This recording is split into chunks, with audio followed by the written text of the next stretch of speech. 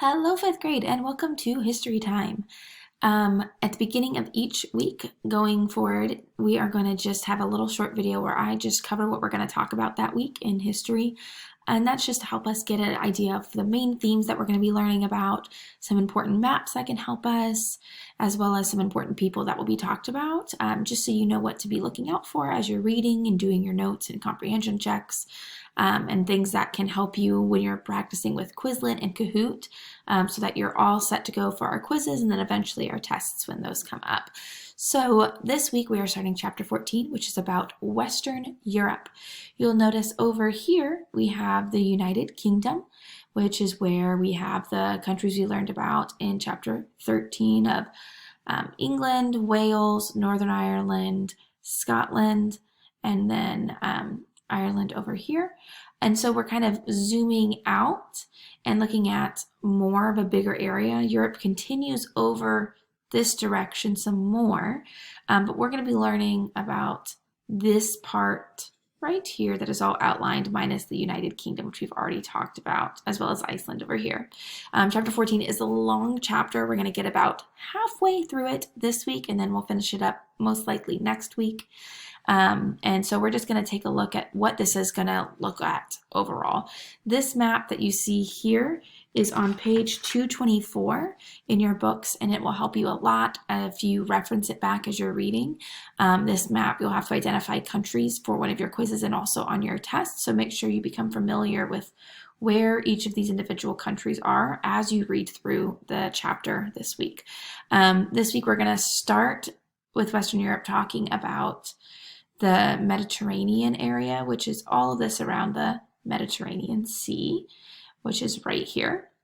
We'll start with talking about Spain, then move on to Portugal over here, and then to Italy, and then finally to Greece. And then going into next week, we'll start learning about France and some of the other Central European countries. Some important things to know about Spain, and as we start the Spain section, is that it'll tell you about all the different peninsulas that are in Europe, Western Europe specifically, and here is one of them, and here is another, and you'll read about those as you go through. And some other important things is make sure that you're trying to see if, as you're talking or reading about in the chapter, the different sections or the capitals, to see if you can find them on the map as you go through. Some important people that you'll read about from Spain are Columbus, Balboa, De Leon, Cortez, Mendoza, and De Soto, as well as Menendez. And so these people, you'll see a little chart of them on page 228 that runs down some of their great accomplishments. Then we go into Portugal, which has a lot of explorers that it's known for. There's Prince Henry the Navigator that's really famous, that kind of helped spur on exploration throughout Europe, but especially for those from Portugal or other surrounding countries. And Portugal's right here on the same peninsula as Spain. And some important people from Portugal are Magellan, Bartolomeu Diaz, Pedro Cabral, and Vasco da Gama. And then we move into talking about Italy. In Italy, we talk about the Renaissance, so we talk about some famous artists like Michelangelo, Raphael, and Leonardo da Vinci. And we also talk about some important explorers like Marco Polo and Christopher Columbus. And you'll notice Christopher Columbus is in Italy is where he's from, but he moves to Portugal, so both countries kind of claim him.